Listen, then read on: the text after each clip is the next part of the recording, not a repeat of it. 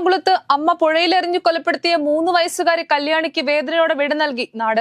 കല്യാണിയുടേത് മുങ്ങി മരണമെന്നാണ് പ്രാഥമിക postmortem report. കുഞ്ഞിന് ഹൃദയാഘാതമുണ്ടായെന്നും റിപ്പോർട്ടിലുണ്ട്.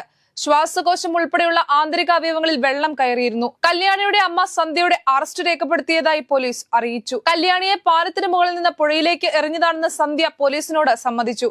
സന്ധ്യയ്ക്ക് മാനസിക പ്രശ്നങ്ങളില്ലെന്ന് കുടുംബം പറയുന്നു. കല്യാണിയെ കൊലപ്പെടുത്തിയതിന് പിന്നിൽ കുടുംബ പ്രശ്നങ്ങളാണെന്ന് സന്ധ്യയുടെയും കുടുംബത്തിന്റെയും വാദം തള്ളുകയാണ് ഭർത്താവ്. സന്ധ്യയുമായി പ്രശ്നങ്ങൾ ഉണ്ടായിരുന്നില്ലെന്ന് ഭർത്താവ് സുഭാഷ് പറഞ്ഞു. പുലർച്ചെ 2:20-നാണ് മൂഴിക്കുളത്ത് ചാലക്കുടിപ്പുഴയിൽ കല്യാണിയുടെ മൃതദേഹം കണ്ടെടുത്തത്.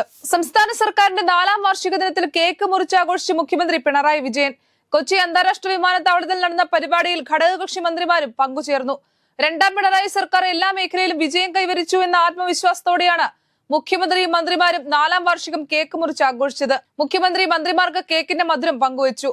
മന്ത്രിമാരായ K Rajan, P Rajeev, K Krishnankutty, Roshy Augustine, Kadannappally Ramachandran, K B Ganesh Kumar എന്നിവരാണ് പരിപാടിയിൽ പങ്കെടുത്തത്. തിരുവനന്തപുരം വിമാനത്താവളത്തിലെ IB ഉദ്യോഗസ്ഥയുടെ ആത്മഹത്യയിൽ പ്രതിയായ സുഹൃത്ത് സുകാന്ത് സുരേഷിന്റെ മുൻകൂർ ജാമ്യാപേക്ഷ ഹൈക്കോടതി മറ്റന്നാളത്തേക്ക് മാറ്റി. കേസ് ഡയറി പരിശോധിക്കട്ടെ എന്ന് കോടതി പറഞ്ഞു.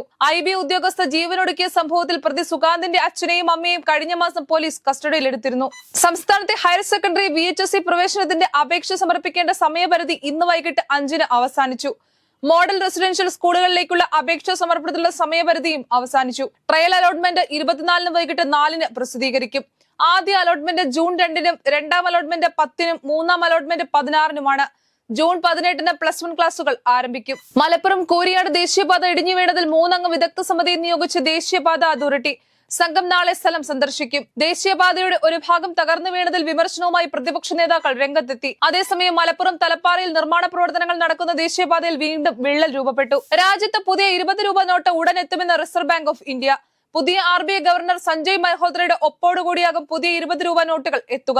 നോട്ട് നിരോധനത്തിന് ശേഷം RBI അവതരിപ്പിച്ച പുതിയ നോട്ടുകളുടെ സീരീസിൽ തന്നെയാകും ഈ നോട്ടും എത്തുക. ജൂനിയർ ജഡ്ജിമാരാകാൻ അപേക്ഷ നൽകുന്നവർക്ക് 3 വർഷത്തെ അഭിഭാഷക പ്രവൃത്തി പരിചയം ഉണ്ടാകണമെന്ന വ്യവസ്ഥ പുനഃസ്ഥാപിച്ച സുപ്രീം കോടതി. ചീഫ് ജസ്റ്റിസ് BR ഗവായി അധ്യക്ഷനായ ബെഞ്ചിന്റെയാണ് വിധി. ഇതോടെ നിയമബിരുദം പൂർത്തിയാക്കിയെത്തുന്ന ഉദ്യോഗാർത്ഥികൾ നേരിട്ട് ജുഡീഷ്യൽ സർവീസിലേക്ക് പ്രവേശിക്കുന്നത് സുപ്രീം കോടതി തടഞ്ഞു. പഞ്ചാബിലെ ഇന്ത്യ പാക് അതിർത്തികളിലെ ബീറ്റിംഗ് റിട്രീറ്റ് ചടങ്ങിൽ ബുധനാഴ്ച മുതൽ പൊതുജനങ്ങൾക്ക് കാണികളായി എത്താം. ചടങ്ങ് ഇന്ന് പുനരാരംഭിക്കുമെങ്കിലും മാധ്യമങ്ങൾക്ക് മാത്രമാണ് അനുമതിയുള്ളത്. ബുധനാഴ്ച മുതൽ പൊതുജനങ്ങൾക്ക് കാണാനാകുമെന്ന് BSF അധികൃതർ അറിയിച്ചു. പഞ്ചാബിലെ പാകിസ്ഥാൻ അതിർത്തിയിലുള്ള വാഗ, അട്ടാരി, ഹുസൈൻവാല, സഡ്കി എന്നീ 3 സംയുക്ത ചെക്ക് പോസ്റ്റുകളിലും റിട്രീറ്റ് ചടങ്ങ് പുനരാരംഭിക്കും. പഹൽഗാം ഭീകരാക്രമണത്തെ തുടർന്നാണ് ചടങ്ങുകളിൽ നിന്ന് ജനപങ്കാളിത്തം ഒഴിവാക്കിയത്.